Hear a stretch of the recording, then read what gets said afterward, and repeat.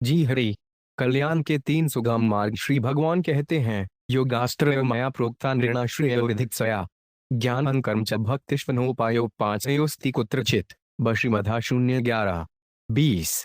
6 अपना कल्याण चाहने वाले मनुष्यों के लिए मैंने तीन योग बताए हैं, ज्ञान योग, कर्म योग और भक्ति योग। इन तीनों के सिवाय दूसरा कोई कल्याण का मार्ग नहीं है। प्रत्येक मनुष्य वास्तव में साधक है, कारण कि 84 लाख योनियों में भटकते हुए जीव को यह मनुष्य शरीर केवल अपना कल्याण करने के लिए ही मिला है। किसी आकृति विशेष का नाम मनुष्य नहीं है, प्रत्युत मनुष्य वह है जिसमें सत्य और असत्य तथा कर्तव्य और अकर्तव्य का विवेक हो। यह विवेक अनादि और भगवत प्राप्त है। इस विवेक को महत्व देकर मनुष्य ज्ञान योगी, कर्मयोगी अथवा भक्ति योगी बन सकता है और सुगमता पूर्वक अपना कल्याण कर सकता है। मिले हुए और बिछुड़ने वाले दो कल्याण के तीन सुगम मार्ग। शरीर का नाम मनुष्य नहीं है। शरीर तो केवल कर्म सामग्री है, जिसका उपयोग केवल दूसरों की सेवा करने में ही है। परंतु जब मनुष्य मिले हुए और बिछुड़ने वाले शरीर, वस्तु, योग्यता, सामर्थ्य आदि को अपना और अपने लिए मान लेता है, तब वह कोई सभी योगी नहीं होता, प्रत्युत भोगी होता है। भोगी व्यक्ति स्वयं भी दुख पाता है और दूसरों को भी दुख देता है, क्योंकि दुखी व्यक्ति ही दूसरों को दुख देता है। यह सिद्धांत है। मनुष्य शरीर अपना कल्याण करने के लिए ही मिला है, इसलिए किसी भी मनुष्य को अपने कल्याण से निराश नहीं होना चाहिए। मनुष्य मात्र को परमात्मा प्राप्ति का जन्म सिद्ध अधिकार है। साधक होने के नाते मनुष्य मात्र अपने साध्य को प्राप्त करने में स्वतंत्र एवं समर्थ है।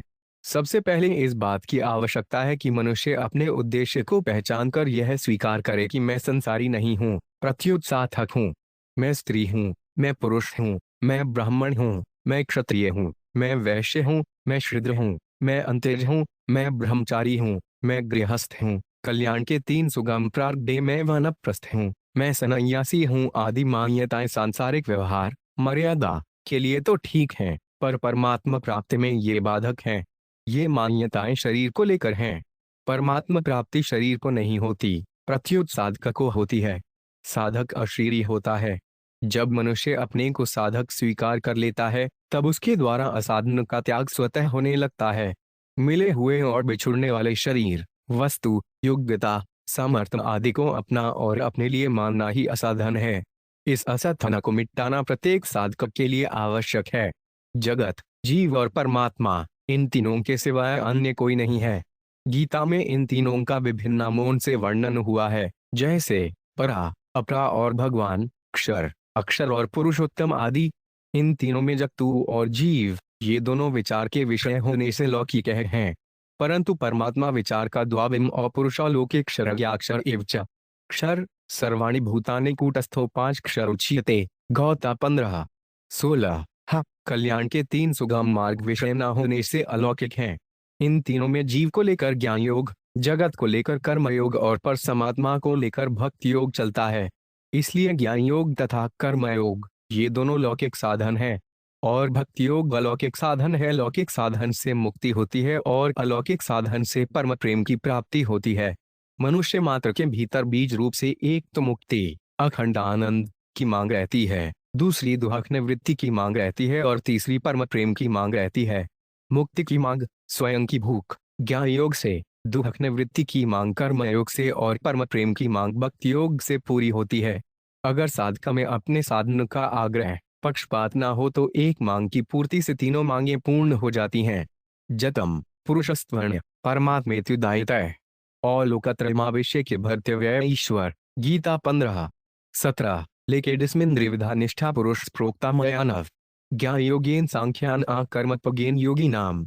गीता 3:3। कल्याण के तीन सुगम मार्ग 5 ज्ञान योग का मार्ग। मनुष्य मात्र को मैं हूँ इस रूप में अपनी एक सत्ता का अनुभव होता है। इस सत्ता में अहम, मैं, मिला हुआ होने से ही हूँ के रूप में अपनी एक देशीय सत्ता अनुभव में आती है। यदि अहम न रहे तो है के रूप में सर्वदेशीय सत्ता ही अनुभव में आएगी। चाहे सर्वदेशीय सत्ता ही मनुष्य का वास्तविक स्वरूप है, उस सत्ता में अहम, जड़ता, नहीं है। जब मनुष्य अहम को स्वीकार करता है तब वह बंध जाता है, और जब सत्ता है को स्वीकार करता है तब वह मुक्त हो जाता है। संसार का स्वरूप है क्रिया और पदार्थ। क्रिया और पदार्थ दोनों ही आदि अंत वाले, अनित्य हैं। प्रत्येक क्रिया का आरंभ और अंत होता है। प्रत्येक पदार्थ की उत्पत्ति और विनाश होता है। मात्र जड़ वस्तु मिली है और प्रतिक्षण बिछुड़ रही है। जो मिली है और बिछुड़ जाएगी, उसका उपयोग केवल संसार की सेवा में ही हो सकता है। अपने लिए उसका कोई उपयोग नहीं है। कारण कि कल्याण के तीन सुगम मार्ग मिली हुई और बिछुड़ने वाली वस्तु अपनी नहीं होती, यह सिद्धांत है। जो वस्तु अपनी नहीं होती, वह अपने लिए भी नहीं होती। अपनी वस्तु वह होती है जिस पर हमारा पूरा अधिकार हो, और अपने लिए वस्तु वह होती है जिसको पाने के बाद फिर कुछ भी पाना शेष नहीं रहे। परंतु यह हम सब का अनुभव है कि शरीर आदि मिली हुई वस्तुओं पर हमारा स्वतंत्र अधिकार नहीं चलता। हम अपनी इच्छा के अनुसार उनको प्राप्त नहीं कर सकते, उनको रख नहीं सकते, उनको बना नहीं सकते, उनमें परिवर्तन नहीं कर सकते। उनकी प्राप्ति के बाद भी और मिले यह कामना बनी रहती है, अर्थात अभाव बना रहता है। इस अभाव की कभी पूर्ति नहीं होती। इसलिए साधक को चाहिए कि वह इस सत्य को स्वीकार करे कि मिली हुई और बिछुड़ने वाली वस्तु मेरी और मेरे लिए नहीं है। मिली हुई और बिछुड़ने वाली वस्तु को अपनी और अपने लिए न मानने से मनुष्य निर्मम हो जाता है। निर्मम होते ही उसके द्वारा मिली हुई वस्तुओं का कल्याण के तीन सुगम मार्ग सदुपयोग सुगमता से होने लगता है। कारण कि निर्मम हुए बिना प्राप्त वस्तुओं का सदुपयोग नहीं हो सकता। ममता वाले मनुष्य के द्वारा प्राप्त वस्तुओं का दुरुपयोग ही होता है। भोग और संग्रह करना ही प्राप्त वस्तुओं का दुरुपयोग है, और उनको दूसरों की सेवा में लगाना ही उनका सदुपयोग है। प्राप्त वस्तुओं के दुरुपयोग से समाज में संघर्ष पैदा होता है, और सदुपयोग से समाज में शांति की स्थापना होती है। मिली हुई और बिछुड़ने वाली वस्तुओं को अपना और अपने लिए मानना मनुष्य की भूल है। जब स्वयं चेतन तथा अविनाशी है, तो फिर जड़ तथा नाशवानु वस्तु अपनी और अपने लिए कैसे हुई? यह भूल स्वतः स्वाभाविक नहीं है, प्रत्युत मनुष्य के द्वारा उत्पन्न की हुई कृत्रिम है। अपने विवेक को महत्व न देने से यह भूल उत्पन्न होती है। इस एक भूल से फिर अनेक तरह की भूलें उत्पन्न होती हैं। इसलिए इस मूल भूल को मिटाना अत्यंत आवश्यक है, और इसको मिटाने की जिम्मेवारी मनुष्य पर ही है। इसको मिटाने के लिए भगवान ने मनुष्य को विवेक 8 कल्याण के 3 सुगम मार्ग दिया है। जब मनुष्य अपने विवेक को महत्व देकर इस भूल को मिटा देता है, तब वह निर्मम हो जाता है। निर्मम होना प्रत्येक साधक के लिए बहुत आवश्यक है, क्योंकि ममता को मिटाए बिना साधक की उन्नति नहीं हो सकती। इतना हो नहीं, जिसमें ममता को जाती है, वह वस्तु भी अशुद्ध हो जाती है और उसकी उन्नति में भी बाधा लग जाती है। ममता से मनुष्य में अनेक दोषों की उत्पत्ति होती है। कुछ लोगों को यह शंका होती है कि ममता के बिना हमारा शरीर कैसे चलेगा, हम परिवार अथवा समाज की सेवा कैसे करेंगे। परंतु वास्तव में ममता के कारण शरीर, समाज, परिवार आदि की सेवा में बाधा ही लगती है। निर्मम मनुष्य का शरीर निर्वाह बहुत बढ़िया रीति से होता है। निर्मम मनुष्य के द्वारा ही परिवार, समाज आदि की वास्तविक सेवा होती है। जिसको अपने शरीर में ममता है, वह परिवार की सेवा नहीं कर सकता। जिसकी अपने परिवार में ममता है, वह समाज को सेवा नहीं कर सकता। जिसकी अपने समाज में ममता है, वह देश की सेवा नहीं कर सकता। कल्याण के 3 सुगम मार्ग 9। जिसकी अपने देश में ममता है, वह दुनिया की सेवा नहीं कर सकता। तात्पर्य है कि ममता के कारण मनुष्य का भाव संकुचित, एक देशीय हो जाता है। वह सेवा से विमुख होकर स्वार्थ में बंध जाता है। इसलिए साधक मात्र के लिए ममता का त्याग करना अत्यंत आवश्यक है। जब साधक में ममता का त्याग करने की तीव्र अभिलाषा जागृत हो जाती है, तब ममता का त्याग करना बड़ा सुगम हो जाता है। कारण कि जब साधक सच्चे हृदय से संसार से विमुख होकर परमात्मा की ओर चलना चाहता है, तब संपूर्ण संसार तथा स्वयं परमात्मा भी उसकी सहायता करने के लिए तत्पर हो जाते हैं। इसलिए साधक को कभी भी अपने उद्देश्य की पूर्ति से निराश नहीं होना चाहिए। वह कम से कम आयु में तथा कम से कम सामर्थ्य में भी अपने उद्देश्य की पूर्ति कर सकता है। कारण कि अपने उद्देश्य की पूर्ति के लिए ही भगवान ने अपनी अहेतु की कृपा से उसको मानव शरीर दिया है। कब करी करुणा नर देहि, देतीस बिनु हेतु सनेहि। मानस उत्तर 044-3 शून्य कल्याण के 3 सुगम मार्ग। ममता के कारण ही कामनाओं की उत्पत्ति होती है। जैसे शरीर में ममता होगी तो शरीर की आवश्यकता हमारी आवश्यकता हो जाएगी, अर्थात अन्न, जल, शस्त्र, मकान आदि की अनेक कामनाएं उत्पन्न हो जाएगी। ममता का त्याग होते ही साधक में कामना त्याग की सामर्थ्य आ जाती है। कारण कि शरीर और संसार एक ही धातु से बने हुए हैं।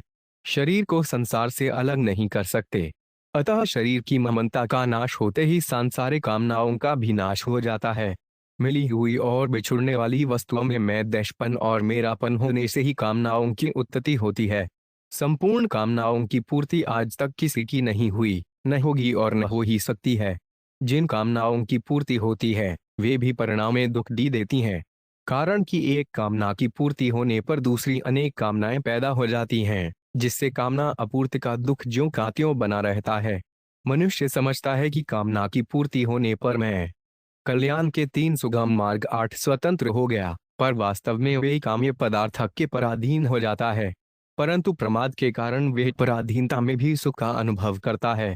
मनुष्य को इस पराधीनता से छुड़ाने के लिए भगवान के मंगलमय विधान से दुख आता है, परंतु मनुष्य दुख से दुखी होकर भगवान के मंगलमय विधान की भी अवहेलना कर देता है। अगर वे दुख से दुखी न होकर दुख के कारण की खोज करे और संपूर्ण दुष्खों के कारण कामना को मिटा दे तो वे सदा के लिए सुखी हो जाएगा।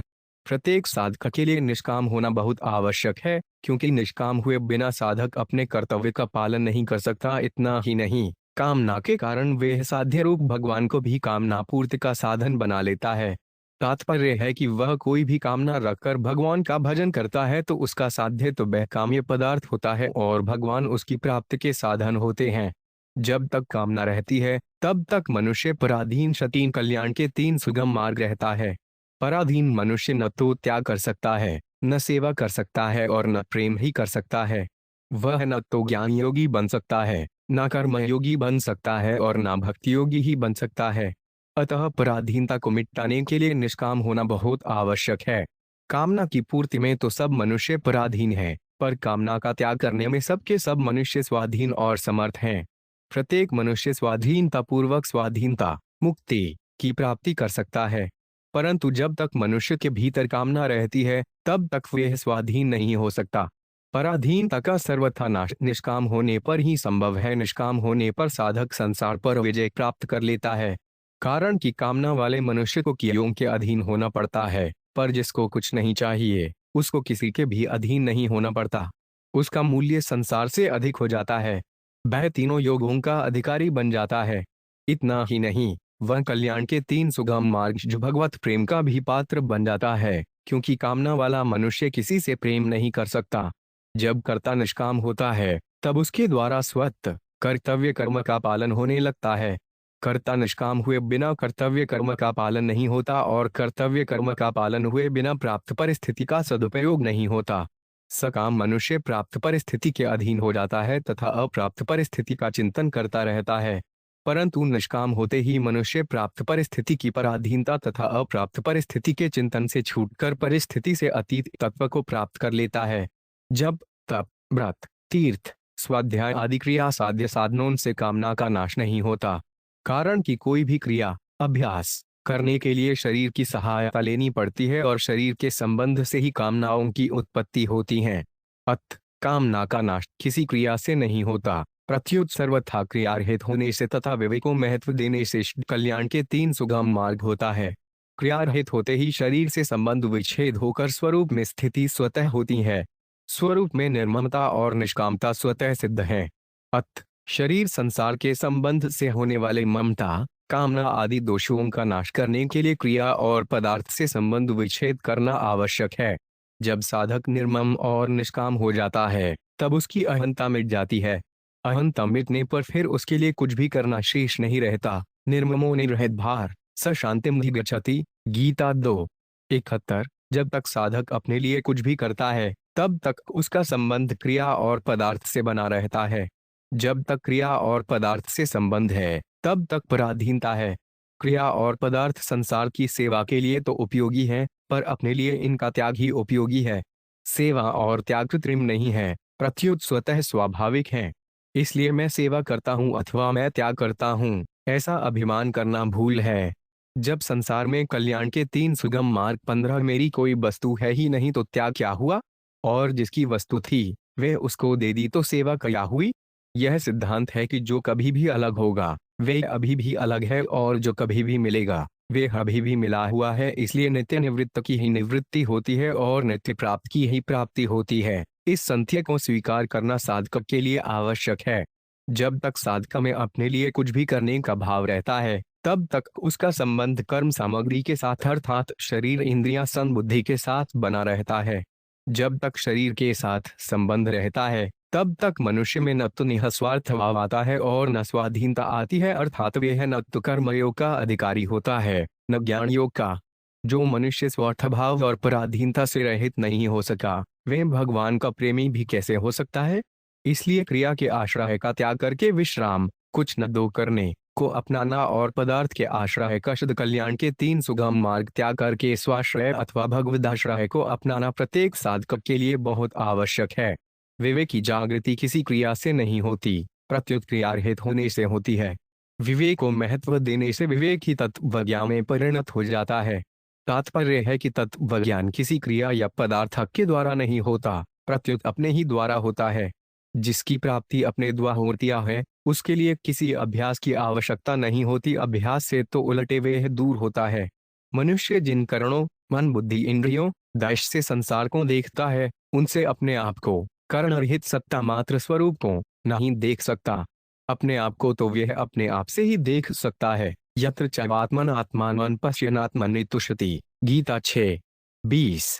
तात्पर्य है कि अपने आप को किसी करण के द्वारा नहीं देखा जा सकता, प्रत्युत करणों के त्याग से ही देखा जा सकता है।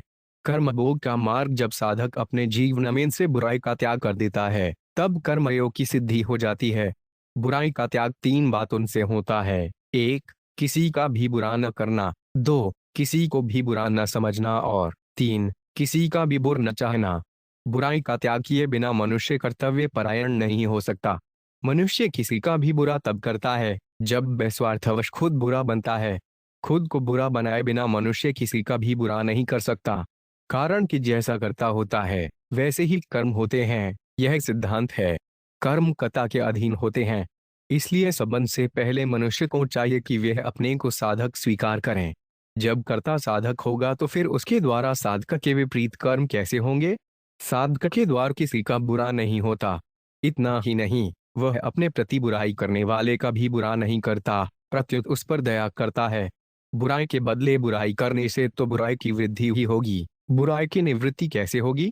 बुराई के बदले बुराई न करने से तथा भलाई करने से ही बुराई की निवृत्ति हो सकती है। 18 कल्याण के तीन सुगम मार्ग। कोई भी मनुष्य सर्वथा बुरा नहीं होता और सभी के लिए बुरा नहीं होता। मनुष्य सर्वथा भला तो हो सकता है पर सर्वथा बुरा नहीं हो सकता, कारण कि बुराई कृत्रिम, आगंतुक, अस्वाभाविक है। बुराई की स्वतंत्र सत्ता नहीं है। इसलिए बुराई को न दोहराने से बुराई सर्वथा मिट जाती है। बुराई को न दोहराना साधक का खास काम है। बुराई को न दोहराने से मनुष्य बुरा नहीं रहता, प्रत्युत भला हो जाता है। मनुष्य को किसी को भी बुरा समझाने का अधिकार नहीं है। दूसरे में जो बुराई दिखती है वह उसके स्वरूप में नहीं है, प्रत्युत आगंतुक है। मनुष्य के स्वभाव में यह दोष रहता है कि वह अपनी बुराई को तो क्षमा कर देता है, पर दूसरे की बुराई को देखकर उसके प्रति न्याय करता है। साधक का कर्तव्य है कि वह अपने प्रति न्याय करे और दूसरे के प्रति क्षमा करे। भगवान का अंश होने के नाते मनुष्य मात्र स्वरूप से निर्दोष है। ईश्वरन सजीव अविनाशी, चेतन अमल सहज सुखरासी। मानस उत्तर 0:117। 2. कल्याण के तीन सुगम मार्ग। इसलिए किसी भी मनुष्य में खुराई की स्थापना नहीं करनी चाहिए।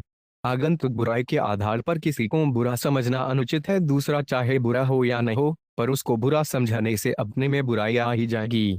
दूसरे को बुरा समझेंगे तो अपने भीतर बुरे संकल्प पैदा होंगे, क्रोध पैदा होगा, वैर भाव पैदा होगा, विषमता पैदा होगी, पक्षपात पैदा होगा। इनके पैदा होने से कर्म भी अशुद्ध होने लगेंगे। अतः बुराई की स्थापना न तो अपने में करनी चाहिए और न दूसरों में ही करनी चाहिए। बुराई की स्थापना करने से न अपना हित होता है न दूसरे का। किसी को बुरा समझना अथवा किसी का बुरा चाहना बुराई करने से भी बड़ा दोष है। मनुष्य किसी का बुरा चाहता है तो उसका बुरा तो होता नहीं, पर अपना बुरा अवश्य हो जाता है। दूसरे का बुरा चाहने वाले की हानि ज्यादा होती है, क्योंकि बुरा चाहने से उसके भाव में बुराई आ जाती है। कर्म की अपेक्षा भाव सूक्ष्म और व्यापक होता है। अतः दूसरे का बुरा चाहने में अपना ही बुरा भी कल्याण के तीन सुगम मार्ग निहित है। यह नियम है कि हम दूसरे के प्रति जो करेंगे वही परिणाम अपने प्रति हो जाएगा। इसलिए साधक को किसी का भी बुरा चाहने का, बुरा समझाने का अथवा बुरा करने का अधिकार नहीं है। उसको समान रूप से सबके हित का भाव रखते हुए सबकी सेवा करने का ही अधिकार है। सेवा करने से ही वे कर्मयोग का अधिकारी होता है। दूसरे का बुरा करने वाला बुरा समझने वाला अथवा बुद्ध चाहने वाला दूसरे पर शासन तो कर सकता है, पर सेवा नहीं कर सकता। शासक सेवक नहीं हो सकता और सेवक शासक नहीं हो सकता। समाज की उन्नति सेवक के द्वारा होती है, शासक के द्वारा नहीं। भलाई करना तो परिश्रम साध्य है, पर बुराई न करने में कोई परिश्रम नहीं होता तथा कोई खर्चा भी नहीं होता। इसलिए बुराई का त्याग करने में सब स्वतंत्र तथा समर्थ हैं। यहाँ एक शंका होती है कि जब दूसरा व्यक्ति हमारे साथ बुराई कर रहा है तो फिर हम कैसे उसको बुरा न समझें, उसका बुरा न चाहें। इसका समाधान यह है कि दूसरा हमारा बुरा कल्याण के तीन सुगम मार्ग रश करता है तो यह बुराई उसमें आई हुई है, स्वाभाविक नहीं है। स्वरूप से तो वे सर्वथा बुराई रहित है। दूसरी बात, हमारा बुरा होने से हमारे पुराने पाप करते हैं और हम शुद्ध होते हैं। तीसरी बात, गहरा विचार करने से पता लगता है कि दूसरा हमारे साथ बुराई तभी करता है जब हम निर्बल होते हैं। हम निर्बल तब होते हैं जब प्राणों में मोह होने के कारण हम मृत्यु से डरते हैं और इस कारण अपने प्रति होने वाली बुराई को हम सहते हैं। अगर हमारे में प्राणों का मोह न रहे, जीने की इच्छा और मरने का भय न रहे तो कोई बलवान व्यक्ति हमारे पर अत्याचार नहीं कर सकेगा। यह सिद्धांत है कि भौतिक बल कर भी आध्यात्मिक बल पर विजय प्राप्त नहीं कर सकता। नाशवान वस्तु अविनाशी पर विजय कैसे कर सकती है? अंधकार प्रकाश पर विजय कैसे कर सकता है? जिसका मिलने और बिछुड़ने वाले शरीर में मैंपन और मेरापन नहीं है, उसको कोई अपने अधीन नहीं कर सकता, उस पर कोई विजय नहीं कर सकता। विचार करना चाहिए कि कल्याण के तौन सुगम मार्ग, जब शरीर का नाश होने पर भी हमारी सत्ता का नाश नहीं होता, तो फिर शरीर को रखने की इच्छा और मृत्यु का भय करने से क्या लाभ? इसलिए साधक को अपना कर्तव्य जितना प्रिय होता है, उतने अपने प्राण भी प्रिय नहीं होते। अपने कर्तव्य की रक्षा के लिए वह प्राणों का भी त्याग कर देता है। ऐसे साधकों को कोई बलवान से बलवान व्यक्ति भी अपने अधीन करके कर्तव्यच्युत नहीं कर सकता। कर्मयोगी अपने कर्तव्य का पालन करते हुए दूसरे के अधिकार की रक्षा करता है। जो दूसरे का अधिकार होता है वही हमारा कर्तव्य होता है। जैसे माता पिता की सेवा करना पुत्र का कर्तव्य है और माता पिता का अधिकार है। अपना अधिकार चाहने वाला मनुष्य अपने कर्तव्य का पालन नहीं कर सकता। इसलिए कर्मयोग का साधक अपने अधिकार का त्याग करता है। अपने अधिकार का त्याग करने से न जायते प्रियते वा कदाचिनायन भूर्वा भविता वा न भूवै अजोनित्य शाश्वतो पांच अनपुरणो न हयते हयमाने शरीरें। गोता 2 बीज कल्याण के तीन सुगम पाठ। तीन नया राग पैदा नहीं होता और दूसरे के अधिकार की रक्षा करने से पुराना राग मिट जाता है और साधक सुगमता पूर्वक राग रहित हो जाता है। मनुष्य अपने अधिकार का त्याग तथा दूसरे के अधिकार की रक्षा करने में तो स्वतंत्र है, पर अधिकार प्राप्त करने में स्वतंत्र नहीं है। अधिकार पाने की लालसा मनुष्य को कर्तव्यच्युत करके उसको काम, क्रोध, लोभ आदि दोषों से युक्त कर देती है, जिससे उसका पतन हो जाता है। इसलिए कर्मयोग का साधक दूसरे के अधिकार की रक्षा करता है। जब अपने कहलाने वाले शरीर पर ही हमारा अधिकार नहीं चलता, तो फिर शरीर जिसका अंश है उस संसार पर हमारा अधिकार कैसे चल सकता है? परंतु हमारे पर शरीर और संसार का अधिकार अवश्य है। शरीर का अधिकार यह है कि हम उसको आलसी, अकर्मण्य, प्रमादी, असंयमी न बनने दें, और संसार का अधिकार यह है कि हम शरीर के द्वारा संसार की सेवा करें, किसी का भी अहित न करें, सबको सुख पहुंचाएं।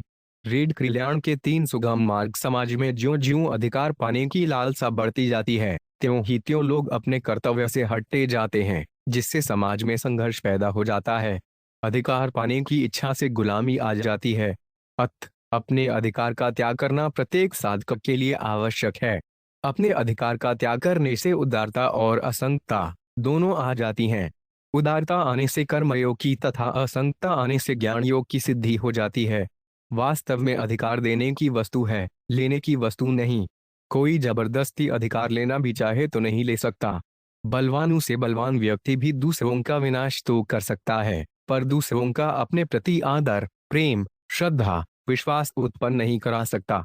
यद्यपि मनुष्य का मूल्य संसार से अधिक है, तथापि अधिकार पाने की लालसा से वह अपना मूल्य गिरा देता है। अधिकार पाने की लालसा के मूल में नाशवान सुख की लालसा है। जब साधक सुख की आसक्ति को मिटा देता है, तब अधिकार पाने की लालसा भी मिट जाती है और साधक का कर्मयोग सिद्ध हो जाता है। कल्याण के तीन सुगम मार्ग। 25 भक्ति योग का मार्ग। यह नियम है कि प्रत्येक रचना के मूल में कोई न कोई रचयिता रहता है। प्रत्येक उत्पत्ति के मूल में कोई न कोई अनुत्पन्न तत्व रहता है। अगर मनुष्य संसार को तो मानता है, पर संसार के रचिता को नहीं मानता तो यह उसकी बहुत बड़ी भूल है, जो परा, जीव और अपरा, जगत, दोनों का आश्रय तथा प्रकाशक है। उस परमात्मा पर दृढ़ विश्वास करके उसके साथ आत्मीयता करना अथवा उसके शरणागत हो जाना साधक के लिए बहुत आवश्यक है। वह परमात्मा कैसा है, कैसा नहीं है, यह जानना साधक के लिए आवश्यक नहीं है। साधक के लिए केवल इतना ही मानना आवश्यक है कि परमात्मा है और वह मेरा है। उसको इंद्रियां संबुद्धि से जाना नहीं जा सकता, प्रत्युत केवल माना जा सकता है।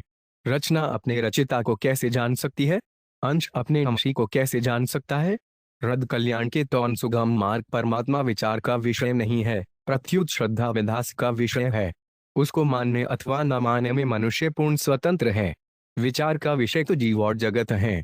जिसके विषय में हम कुछ जानते हैं, कुछ नहीं जानते, उस पर विचार किया जा सकता है, परंतु जिसके विषय में हम कुछ नहीं जानते, जिसको हमने देखा नहीं है, उस पर श्रद्धा विश्वास ही किया जा सकता है। अपने द्वारा किए हुए श्रद्धा विश्वास को दूसरा कोई मिटा नहीं सकता। ईश्वर को हम जान सकते ही नहीं और भाने बिना रह सकते ही नहीं। जैसे माता पिता को हम जान नहीं सकते, प्रत्युत मान ही सकते हैं, क्योंकि उस समय हमारी शरीर की सत्ता ही नहीं थी। अगर हम अपने शरीर की सत्ता मानते हैं तो माता पिता की सत्ता मानी ही पड़ेगी। हम हैं तो माता पिता भी हैं, कार्य है तो उसका कारण भी है। ऐसे हो हम स्वयं हैं तो ईश्वर भी है। हमारी सत्ता ईश्वर के होने में प्रत्यक्ष प्रमाण है, हम नहीं है। इस तरह अपने होनेपन का निषेध कोई कर सकता ही कल्याण के तीन सुगम मार्ग दो नहीं। जब अपने होनेपन का निषेध नहीं हो सकता तो फिर ईश्वर का भी निषेध नहीं हो सकता। माता को अपेक्षा भी पिता को जानना सर्वथा असंभव है, क्योंकि माता से जन्म लेते समय तो हमारा शरीर बन चुका था, पर पिता के समय तो हमारे शरीर की सत्ता ही नहीं थी। भगवान संपूर्ण संसार के पिता हैं, अबीजप्रद पिता। गीता 4:4 पितामस्य जगत है। गीता 9:17 पिता से लोकस्य चराचरस्य। गीता 11:43। इसलिए भगवान को जानना तो सर्वथा असंभव है, उनको तो मानना ही जा सकता है। माने बिना दूसरा कोई उपाय हो नहीं है। मान ना जाने से कमजोर नहीं होता। भगवान को दृढ़तापूर्वक मानने से उनमें आत्मीयता हो जाती है और आत्मीयता होने से उनमें प्रेम हो जाता है। जो पहले नहीं था, बाद में भी नहीं रहेगा तथा वर्तमान में भी प्रतिक्षण नाश की ओर जा रहा है, वे शरीर तथा संसार विश्वास के योग्य है ही नहीं। जो एक क्षण भी हमारे साथ न रहे, प्रतिक्षण बदलता 8 कल्याण के 3 सुगम मार्ग रहे, उस पर विश्वास कैसे किया जा सकता है? उसकी सेवा की जा सकती है, पर विश्वास नहीं किया जा सकता।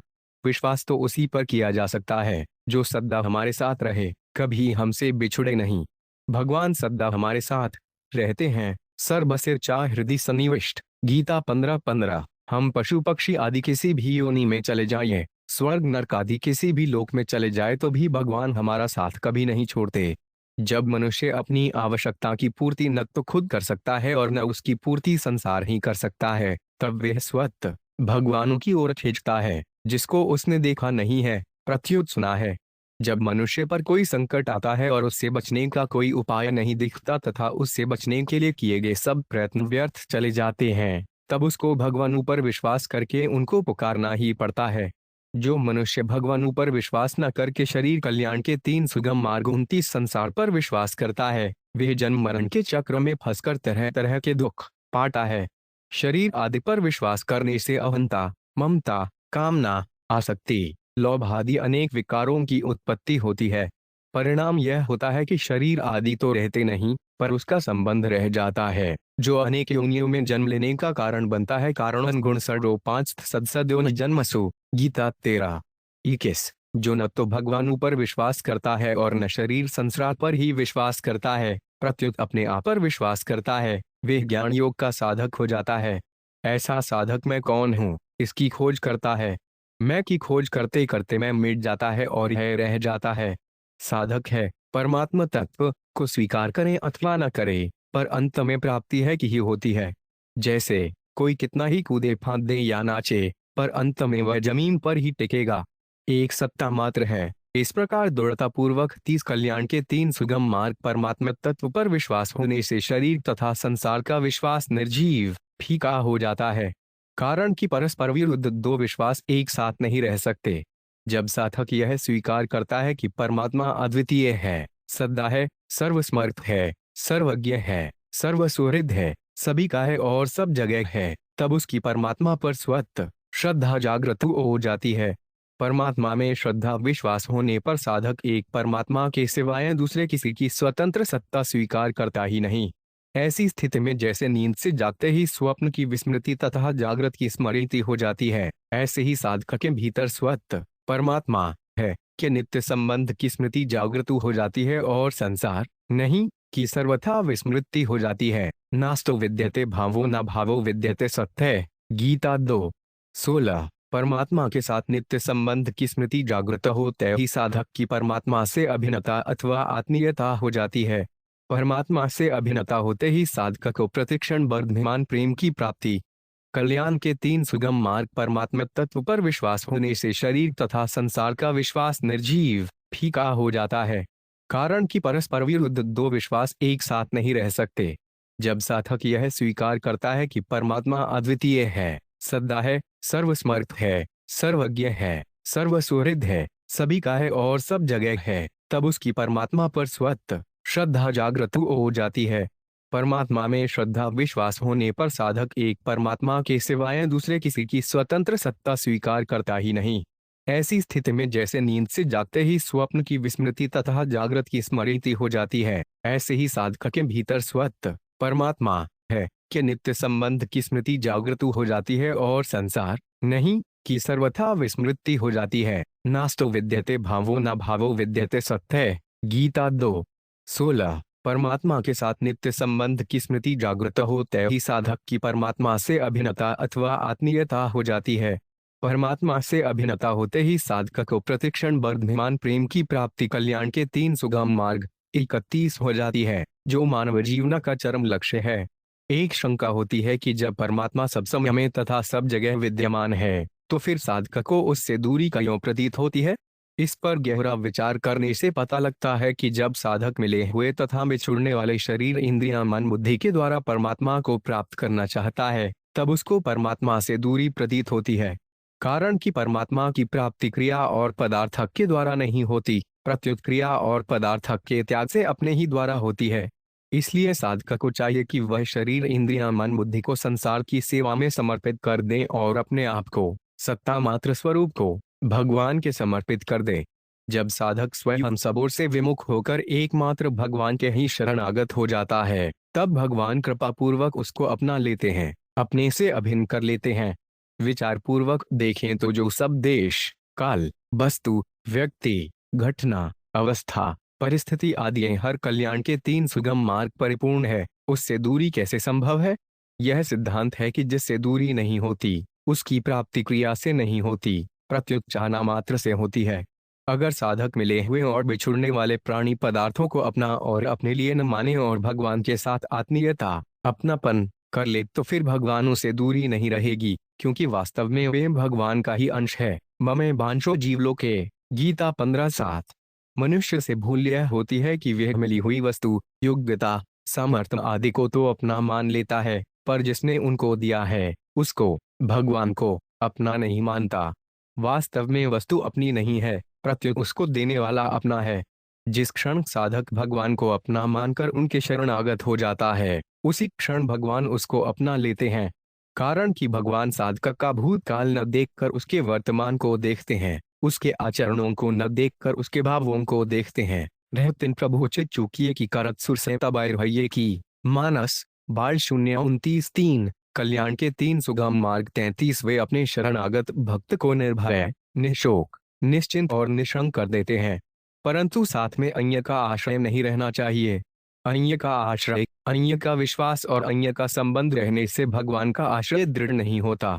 जिस मनुष्य को एक भगवान के सिवाय और कोई अपना नहीं दिखता तथा जिसको अपने में कोई विशेषता नहीं दिखती, वह सुगमता पूर्वक भगवान के आश्रित हो जाता है। भगवान के आश्रित होने पर उसको अपने लिए कुछ भी करना शेष नहीं रहता। उसके द्वारा होने वाली प्रत्येक प्रवृत्ति भगवान की पूजा होती है। भगवान के साथ संबंध केवल प्रेम की प्राप्ति के लिए ही होना चाहिए। प्रेम प्राप्त करने का एकमात्र उपाय है भगवान में अपनापन। एकमात्र भगवान को अपना माने से प्रेम की जागृति होती है। प्रेम की जागृति होने पर अहम का सर्वथा नाश हो जाता है। अहम का सर्वथा नाश होने पर भगवान से दूरी, भेद और भिन्नता तीनों सर्वथा मिट जाते हैं। प्रेम की जागृति के बिना अहम का सर्वथा नाश। जड़ कल्याण के तीन सुगम मार्ग नहीं होता। प्रेम भक्ति जल बिनु रघुराई। अभियंतर मल का बहनु जाइम। मानस उत्तर 049। 3 मुक्त महापुरुष में भी प्रेम की एक मांग भूख रहती है, इसलिए जो मुक्ति में भी संतुष्ट नहीं होता उसको भगवान अपना प्रेम प्रदान करते हैं। इस दृष्टि से मुक्ति भी साधन है और प्रेम साध्य है। प्रेम की प्राप्ति के बिना साधन की पूर्णता नहीं होती। भगवान ज्ञान स्वरूप होते हुए भी प्रेम के भूखे हैं। ज्ञान योग तथा कर्मयोग के मार्ग से मोक्ष की प्राप्ति होने पर भी एक सूक्ष्म अहम रहता है, जिसके कारण भगवानों से दूरी और भेद तो मिट जाते हैं पर उनसे अभिन्नता नहीं होती। यह सूक्ष्म अहम जन्म मरण देने वाला तो नहीं होता पर दार्शनिक मतभेद पैदा करने वाला होता है। इस सूक्ष्म अहम के कारण ही मुक्त महापुरुषों में तथा उनकी मान्यताओं और सिद्धांतों में परस्पर मतभेद रहता है। परंतु प्रेम की प्राप्ति होने पर जब वह सूक्ष्म अहम सर्वथा मिट जाता है तब संपूर्ण मतभेद मिट जाते हैं और भगवान से अभिन्नता हो जाती है। अभिन्नता होने पर एक भगवान के सिवाय अन्य किसी की भी सत्ता नहीं रहती। वासुदेव सर्वम गीता 7:19। कल्याण के तीन सुगम पाठ उपसंहार उपनिषद में आता है कि अकेले में भगवान का मन नहीं लगा। एकाकी न रमते। बृहदारण्यक 0:1-4। 3 अत खेल प्रेम लीला के लिए भगवान एक से अनेक रूप हो गए। सोक्राम्यत बहुस्या प्रजाएं एति। तैत्तरीय 2:6। उन अनेक रूपों में श्री जी तो भगवान के ही सम्मुख रहीं, पर जीव खेल के खिलौनों शरीर संसार में ही लग गए। श्री जी खिलौनों में नहीं लगी तो उनको प्रतिक्षण वर्धमान प्रेम की प्राप्ति हो गई और जीव खिलौनों में लग गए तो उनको जन्म मरण रूप संसार की प्राप्ति हो गई। ये खिलौने अपने और अपने लिए हैं ही नहीं, ये तो केवल दूसरों को सुख पहुंचाने के लिए ही है। इनको अपना और अपने लिए मानना बहुत बड़ी भूल है, जिसका त्याग करना मनुष्य का कर्तव्य है। यह एक ही भूल स्थान भेद से काम क्रोध लोभ कल्याण के तुन सुगम मार्ग मोह ईर्ष्या द्वेष दंभ पाखंड आदि अनेक विकारों के रूप में हो जाती है। फिर भूलें बढ़ती ही रहती हैं, उनका कोई अंत नहीं आता। अपने आप को भूलने से देहाभिमान उत्पन्न हो जाता है। कर्तव्य को भूलने से अकर्तव्य होने लगता है। भगवान को भूलने से नाशवान के साथ संबंध हो जाता है। इस भूल को मिटाने के लिए 3 योग हैं, ज्ञान योग कर्म योग और भक्ति योग। विवेक विचार पूर्वक संसार से मिली हुई वस्तुओं से अलग हो जाए। सह ज्ञान योग है, उन वस्तुओं को संसार की ही सेवा में लगा दे। यह कर्म योग है, मनुष्य स्वयं जिसका अंश है उस भगवान में लग जाए। यह भक्ति योग है। परंतु जो ज्ञान योग कर्म योग अथवा भक्ति योग में न लगकर संसार में अर्थात भोग और संग्रह में लग जाता है, वह जन्म मरण में पड़ जाता है। वह जन्म गया तो मरना बाकी रहता है और मर गया तो जन्मना बाकी रहता है। इस प्रकार वह जन्म मरण के चक्र में घूमता रहता है। पुनरुपि जनन पुनरुपि मरण पुनरुपि जनी जठरे शयनम। कल्याण के 3 सुगम मार्ग 7 मनुष्य को 3 ही शक्तियां प्राप्त हैं, जाने की शक्ति, करने की शक्ति और माने की शक्ति। जाने की शक्ति ज्ञान योग के लिए, करने की शक्ति कर्म योग के लिए और माने की शक्ति भक्ति योग के लिए है। जाने की शक्ति का सदुपयोग है अपने आप को जानना, करने की शक्ति का सदुपयोग है सेवा करना और माने की शक्ति का सदुपयोग है भगवान को मानना। वस्तु शरीर योग्यता और सामर्थ्य ये चारों ही चीजें जड़ विभाग में हैं।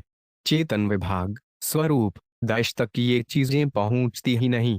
इसलिए वस्तु शरीर योग्यता और सामर्थ्य संसार के हैं और संसार के ही काम आते हैं, अपने काम के चिन्ह मात्र भी नहीं आते। जड़ विभाग अर्थात शरीर संसार के द्वारा हमें कुछ भी नहीं मिलता, हमारी के चिन्ह मात्र भी पुष्टि नहीं होती, हित नहीं होता।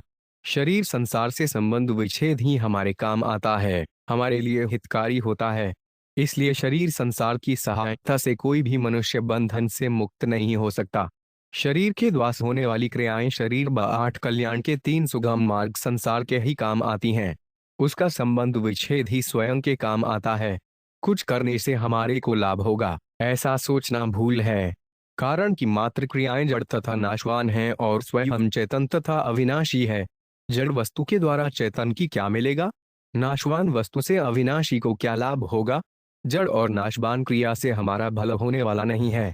इसलिए हमारा न तो कर्म करने से कोई मतलब होना चाहिए और न कर्म नहीं करने से ही कोई मतलब होना चाहिए। नैव तस्य कृतेनाथो न कृतेन कश्चन। गीता 3:18। करना और न करना दोनों प्रकृति जड़ विभाग में है और अभाव रूप है।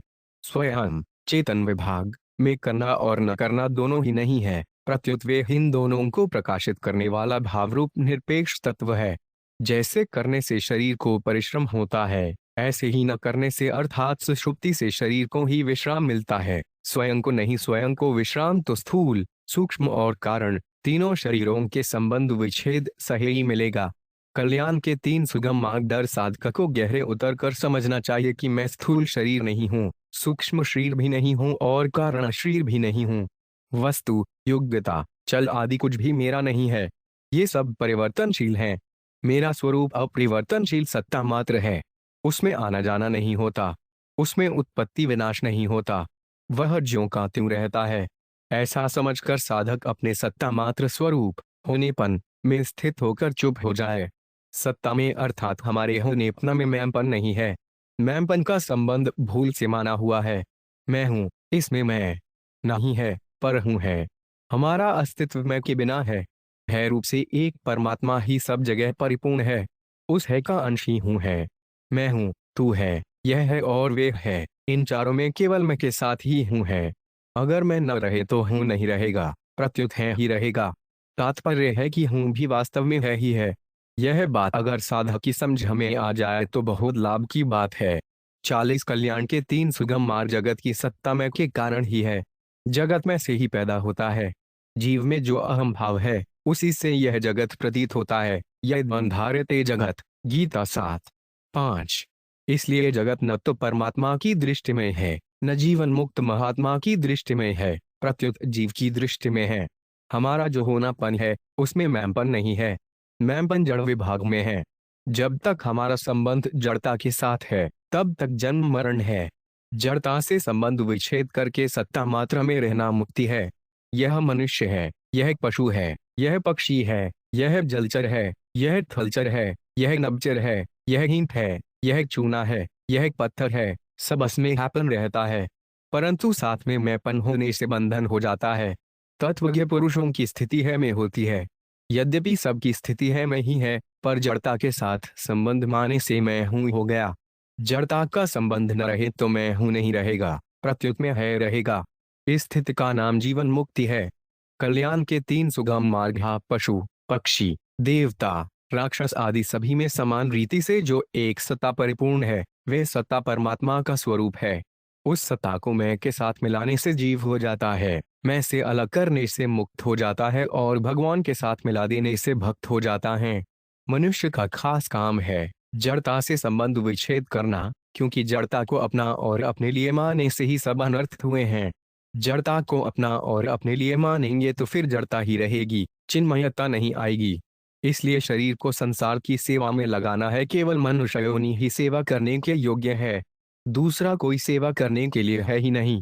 दूसरी योनियां उनसे सेवा ले सकते हैं, पर वे सेवा कर नहीं सकती। पेड़ पौधों को हम अपने काम में ले सकते हैं, पर वे खुद हमारा काम नहीं कर सकते। जो सेवा नहीं करता, वे मनुष्यता से गिर जाता है और पशुता में चला जाता है। इसलिए घर कल्याण के तौन सुगम मार्ग मनुष्य को चाहिए कि वह संसार से मिली हुई वस्तु को संसार की ही सेवा में लगा दे और बदले में कुछ चाहे नहीं। संसार की चीज संसार को दे दी तो चाहना किस बात की। संसार की चीज संसार की सेवा में लगा दे, यह कर्मयोग हो गया। स्वयं हम संसार से अलग होकर चिन्मयता में स्थित हो जाए, यह ज्ञान योग हो गया। स्वयं हम भगवान में लग जाए, यह भक्ति योग हो गया। शरणार्थी में न तो सांसारिक दीनता है और न पराधीनता ही है, कारण कि भगवान पर नहीं है, प्रत्युत स्वकीय है। प्रकृति तथा उसका कार्य पर है, अतः प्रकृति तथा उसके कार्य, क्रिया और पदार्थ को अधीनता में ही पराधीनता है। भगवानों की अधीनता में तो परम स्वाधीनता है। जैसे माता पिता के भक्त पुत्र में माता पिता की पराधीनता नहीं होती, प्रत्युत कर्तव्य का पालन होता है, क्योंकि माता पिता घर नहीं है, प्रत्युत निज अपने हैं। सांसारिक दीनता में तो कुछ लेने का भाव रहता। कल्याण के तीन सुगम मार्ग है, पर शरणागति में कुछ लेना नहीं है, प्रत्युत अपने आप को देना है। भगवान का अंश होने के कारण जीव सदा से ही भगवान का है। भगवान के साथ इस नित्य संबंध की स्मृति ही शरणागति है। भगवान ने अपने को भक्तों के पराधीन कहा है। अयि भक्त अपराधीन स्वतंत्र इव द्विज, श्रीमद् 0:9-4-63। यह प्रेम की विलक्षणता है। भगवान प्रेम के भूखे हैं। वास्तव में भगवान पराधीन नहीं है, प्रत्युत पराधीन की तरह इप्च है। पराधीनता वहां होती है जहां भेद हो। भक्ति में भेद मिटकर भगवान तथा भक्त में अभिन्नता हो जाती है, फिर पराधीनता का प्रश्न ही पैदा नहीं होता। जब पर क्रिया और पदार्थ का संबंध सर्वथा मिट जाता है, तब भगवान में प्रतिक्षण वर्धमान प्रेम होता है। प्रेम में न तो कोई दूसरा है, न कोई पराया है, अतः प्रेम में पराधीनता की गंध भी नहीं है। भक्ति योग साध्य है, ज्ञान योग तथा कर्म योग साधन है संसार के बंधन जन्म मरण से छूटने का दंड। कल्याण के तीन सुगम मार्ग नाम मुक्ति है। ज्ञान योग तथा कर्म योग से मुक्ति होती है। भक्ति योग में मुक्ति के साथ साथ प्रेम की भी प्राप्ति होती है, इसलिए भक्ति योग विशेष है।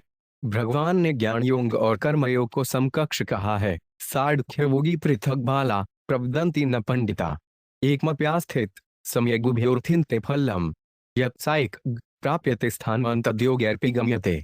एक साढ़ुख्यम च योग च पश्यति स पश्यति। गीता 575। 4 से 5। बेसमझ लोग सांख्य योग और कर्म योग को अलग अलग फल वाले कहते हैं, ना कि पंडित जन, क्योंकि इन दोनों में से एक साधना में भी अच्छी तरह से स्थित मनुष्य दोनों के फल रूप परमात्मा को प्राप्त कर लेता है। सांख्य योग के द्वारा जो तत्व प्राप्त किया जाता है, कर्म योग के द्वार भी वही प्राप्त किया जाता है। अतः जो मनुष्य सांख्य योग और कर्म योग को फल रूप में एक देखता है, वहीं ठीक देखता है। कल्याण के तीन सुगम मार्ग 45। ज्ञान योग 1। आध्यात्मिक साधना 2। जाने की शक्ति 33। विवेक की मुख्यता 4। स्वरूप को जानना 57। स्वरूपरायणता 6। स्वाश्रय 7। अहंता का त्याग 8। अहंता को मिटाता 9।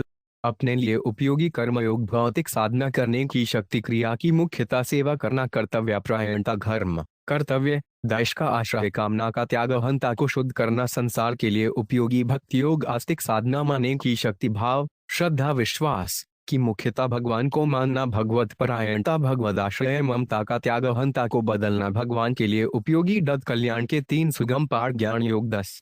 अक्षर की प्रधानता 11। ज्ञात ज्ञातव्यता 12। अखंड रस 13। तात्विक संबंध 14। परमात्मा से एकता 15। बोध की प्राप्ति 16। स्वाधीनता 17। स्वरूप में स्थिति होती है 18। कर्तृत्व का त्याग 19। आत्म सुख से सुखी होना, कर्मयोग, क्षर की प्रधानता, कृतकृत्यता, शांतरस, नित्य संबंध, परमात्मा से समीपता, योग की प्राप्ति, उदारता, जड़ का आकर्षण मिलता है, भोक्तृत्व का त्याग, संसार के सुख से सुखी होना, भक्ति योग, पुरुषोत्तम को प्रधानता, प्राप्तता, अनंतरस, आत्मीय संबंध, परमात्मा से अभिन्नता, प्रेम की प्राप्ति, आत्मीयता, भावाने आकर्षण होता है, ममत्व का त्याग, भगवान के सुख से सुखी होना। कल्याण के तीन सुगम मार्ग। डच ज्ञान योग 20। कुछ भी न संसार के लिए करना 21। प्रकृति के अर्पण सन अर्पण करना 22। विरक्ति अनासक्ति 23। देहाभिमान कामना बाधक है 24। चिचार की उद्योग की मुख्यता 25। कर्म भस्म हो करहर में जाते हैं हो जाते हैं 26। कुछ भी न दूसरों की चाहना पूरी करना 27। किसी को भी सभी को सेवा के लिए अपना अपना न मानना हज ईरत जनान। भक्ति योग भगवान के लिए करना, भगवान के अर्पण करना। अनुरक्ति भगवद विमुक्ता बाधक है। विषधास की मुख्यता कर्म दिव्य हो जाते हैं, भगवान की चाह में अपनी चाह मिलाना 1। भगवान दैश को ही अपना मानना साधक साध्य तथा साधन एक सत्ता मात्र के सिवाय और कुछ नहीं है। उस सत्ता में न मैं है, न तू है, न यह है और न वह है। संसार की सत्ता हमारी मानी हुई है, वास्तव में है नहीं। सत्ता मात्र है और संसार नहीं है, नहीं ही है और है ही है। नास्तो विद्यते भावो न भावो विद्यते सत्य। गीता 2:16। नहीं का अभाव स्वत स्वाभाविक है और है का भाव स्वत स्वाभाविक है। वह है ही हमारा साध्य है, जो नहीं है वह हमारा साध्य कैसे हो सकता है। उस है का अनुभव करना नहीं है, वह तो अनुभव रूप ही है। तात्विक दृष्टि से देखें तो साधक वे है जो साधक के बिना नहीं रह सकता, और साध्य वे है जो साधक के बिना नहीं रह सकता। साधक साध्य से अलग नहीं हो सकता और साध्य साधक से अलग नहीं हो सकता, कारण कि साधक और साध्य की साधक साध्य तथा साधन पूसता एक ही है से अलग कोई हो सकता ही नहीं। इसलिए अगर हम साधक हैं तो साधक की प्राप्ति तत्काल होनी चाहिए। साधक वही है जो साधक के बिना अन्य की सत्ता ही स्वीकार न करे। वह साधक के सिवाय किसी का आश्रय न ले, न पदार्थ का न क्रिया का। जो साधक के बिना रहे वह साधक कैसा, और जो साधक के बिना रहे वह साध्य कैसा। जो माँ के बिना रह सके वह बचा कैसा, और जो बच्चे के बिना रह सके वह माँ कैसी। हमारा साध्य हमारे बिना नहीं रह सकता, रहने की ताकत ही नहीं, क्योंकि मूल में सत्ता एक ही है। जैसे समुद्र और लहर में एक ही जल तत्व की सत्ता है, ऐसे ही साधक और साध्य में एक ही सत्ता है। लहर रूप से केवल मान्यता है। जब तक लहर रूप शरीर जड़ता दैश से संबंध है तब तक साधक है। जड़ता से सर्वथा संबंध विच्छेद होने पर साधक नहीं रहता, केवल साध्य रहता है। शून्य कल्याण के तीन सुगम मार्ग। अगर साधक साध्य के बिना रहता है तो समझना चाहिए कि वह साधक के सित्राय अन्य भोग तथा संग्रह का भी साधक है। उसने अपने मन में दूसरे को भी सत्ता दी है। अगर साध्य साधक के बिना रहता है तो समझना चाहिए कि साधक के सिवाय साधक का अन्य भी कोई साध्य है, अर्थात भोग तथा संग्रह भी साध्य है। हृदय में नाशवान का जितना महत्व है उतनी ही साधक अपने में कमी है। साधक अपने में जितनी कमी रहती है उतनी ही साध्य से दूरी रहती है। पूर्ण साधक होने पर साधक की प्राप्ति हो जाती है। शरीर को मैं, मेरा तथा मेरे लिए मानने से ही साधक को साधक की अप्राप्ति दिखती है। साध्य के सिवाय अन्य की सत्ता स्वीकार न करना ही उसकी प्राप्ति का बड़ा उपाय है। इसलिए साधक को दृष्टि केवल इस तरफ रहनी चाहिए कि संसार नहीं है। संसार का पहले भी अभाव था, बाद में भी अभाव हो जाएगा और बीच में भी वे एक प्रतिक्षण अभाव में। साधक साध्य तथा साधन रह जा रहा है। संसार की स्थिति है ही नहीं, उत्पत्ति प्रलय की धारा ही स्थिति रूप से दिखती है। साधक के लिए साध्य में विश्वास और प्रेम होना बहुत जरूरी है। विश्वास और प्रेम उसी साध्य में होना चाहिए जो विवेक विरोधी न हो। मिलने और बिछुड़ने वाली वस्तु में विश्वास और प्रेम करना विवेक विरोधी है। विश्वास और प्रेम दोनों में कोई एक भी हो जाए तो दोनों स्वतः हो जाएंगे। विश्वास दृढ़ हो जाए तो प्रेम अपने आप हो जाएगा। अगर प्रेम नहीं होता तो समझना चाहिए कि विश्वास में कमी है, अर्थात साध्य परमात्मा के विश्वास के साथ संसार का विश्वास भी है। पूर्ण विश्वास होने पर एक सत्ता के सिवाय अन्य संसार की सत्ता ही नहीं रहेगी। साध्य में विश्वास की कमी होगी तो साधना में भी विश्वास की कमी होगी, अर्थात साध्य के सिवाय अन्य इच्छाएं भी होंगी। जितनी दूसरी इच्छा है उतनी ही साधना में कमी है। संपूर्ण इच्छाओं के मूल में एक परमात्मा की यहीं पर कल्याण के तौन सुगम मार्ग इच्छा है। उसी पर संपूर्ण इच्छाएं टिकी हुई हैं। हमसे भूल यह होती है कि अपनी इस स्वाभाविक परमात्मा की इच्छा को हम शरीर की सहायता से पूरी करना चाहते हैं। वास्तव में परमात्मा की प्राप्ति में शरीर अथवा संसार की किंचित मात्र भी जरूरत नहीं है। परमात्मा अपने में है, अत कुछ न करने से ही उनका अनुभव होगा। कुछ करने के लिए तो शरीर की आवश्यकता है, पर कुछ न करने के लिए शरीर की क्या आवश्यकता है। कुछ देखने के लिए नेत्रों की आवश्यकता है, पर कुछ न देखने के लिए नेत्रों की क्या आवश्यकता है। हाँ, नाम जप कीर्तन आदि साधन अवश्य करने चाहिए, क्योंकि इनको करने से कुछ न करने की सामर्थ्य आती है। हम परमात्मा के अंश हैं, इसलिए हमारा संबंध परमात्मा के साथ ही है। हमारा संबंध न तो शरीर के साथ है और न शब्द स्पर्श रूप और गंध इन विषयों के साथ है। हम परमात्मा के हैं। इस सत्य पर साधक को दृढ़ विश्वास करना चाहिए। साधक साध्य तथा साधन 53 अगर दृढ़ विश्वास न कर सके तो भगवानों से मांगे। हम शरीर संसार के हैं, यह एक भूल है। भूल को भूल समझने में देरी लगती है, पर भूल समझने पर फिर भूल मिटने में देरी नहीं लगती। यह नियम है कि परमात्मा की प्राप्ति असत पदार्थ और क्रिया के द्वारा नहीं होती, प्रत्युत अस्त के संबंध विच्छेद से होती है। असत से सर्वथा संबंध विच्छेद करने के लिए साधक को 3 बातों को स्वीकार करने की आवश्यकता है। 1. मेरा कुछ भी नहीं है। 2. मेरे को कुछ नहीं चाहिए। 3. मैं कुछ नहीं हूँ। अब इन 3 बातों पर गंभीरतापूर्वक विचार करें। पहली बात है, मेरा कुछ भी नहीं है। इसको स्वीकार करने के लिए साधक को इस बात का मनन करना चाहिए कि हम अपने साथ क्या लाए हैं और अपने साथ क्या ले जाएंगे। मनन करने से साधक को पता लगेगा कि हम अपने साथ कुछ लाए नहीं और पद कल्याण के 3 सुगम मार्ग अपने साथ कुछ ले जा सकते नहीं। तात्पर्य यह निकला कि जो वस्तु मिलने और बिछुड़ने वाली है वे हमारी नहीं हो सकती। जो वस्तु उत्पन्न और नष्ट होने वाली है वे हमारी नहीं हो सकती। जो वस्तु आने और जाने वाली है वे हमारी नहीं हो सकती। कारण कि स्वयं मिलने बिछुड़ने वाला, उत्पन्न नष्ट होने वाला, आने जाने वाला नहीं है। अतः सिद्ध हुआ कि अनंत ब्रह्मांड में तिल जितनी वस्तु भी हमारी नहीं है। दूसरी बात है, मेरे को कुछ नहीं चाहिए। साधक को विचार करना चाहिए कि जब संसार में कोई वस्तु मेरी है ही नहीं तो फिर मेरे को क्या चाहिए?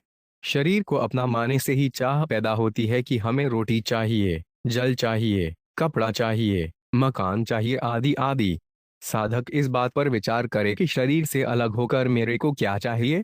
तात्पर्य है कि जब साधक इस सत्य को स्वीकार कर लेता है कि मेरा कुछ भी नहीं साधक, साध्य तथा साधन पर है, तब वह इस सत्य को स्वीकार करने में समर्थ हो जाता है कि मेरे को कुछ नहीं चाहिए।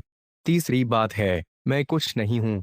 शरीर और संसार को तो सब देखते हैं, पर मैं को किसी ने नहीं देखा है। शरीर की प्रतीति होती है और स्वयं का अनुभव होता है, पर मैं की न तो प्रतीति होती है और न अनुभव ही होता है, मैं का भान होता है। जब साधक इस सत्य को स्वीकार कर लेता है कि मेरे को कुछ नहीं चाहिए, तब वह इस सत्य को स्वीकार करने में समर्थ हो जाता है कि मैं कुछ नहीं है। जिसमें संसार की ममता और परमात्मा की जिज्ञासा है, उसको मैं कह देते हैं, पर वास्तव में मैं कुछ नहीं है। सुषुप्ति में स्वयं तो रहता है, पर मैं नहीं रहता। सुषुप्ति में स्वयं के भाव का और मैं के अभाव का अनुभव सबको होता है। मेरा कुछ नहीं है और मेरे को कुछ नहीं चाहिए। इन दो बातों की सिद्धि होते ही मैं सत्ता मात्र में अर्थात है में विलीन हो जाता है। पद कल्याण के तीन सुगम मार्ग तात्पर्य है कि चेतन अंश चेतन तत्व में और जड़ अंश जड़ में विलीन हो जाता है। फिर एक सत्ता मात्र के सिवाय कुछ नहीं रहता। प्रकृति का स्वरूप है पदार्थ और क्रिया। पदार्थ को उत्पत्ति और विनाश होता है, क्रिया का आरंभ और अंत होता है।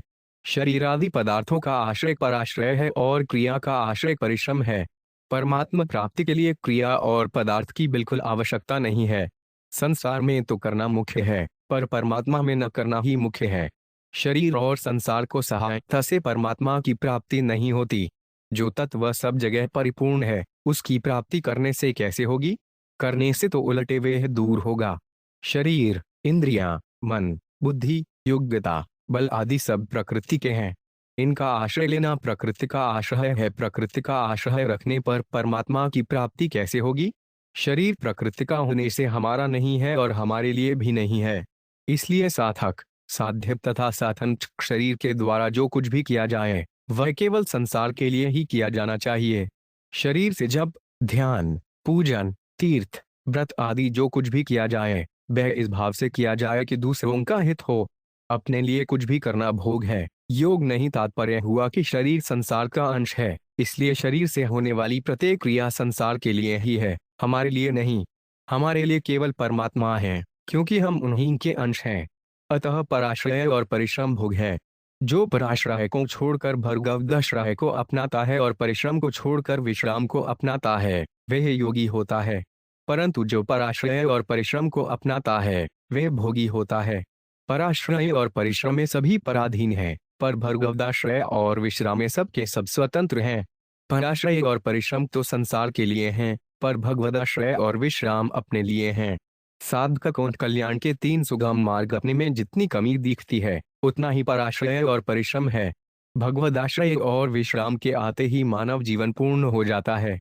कारण कि एक भगवान के सिवाय और कोई ऐसा नहीं है जो सदा हमारे साथ रहे, कभी हमसे बिछुड़े नहीं। संसार की प्राप्ति के लिए क्रिया है और परमात्मा की प्राप्ति के लिए विश्राम है।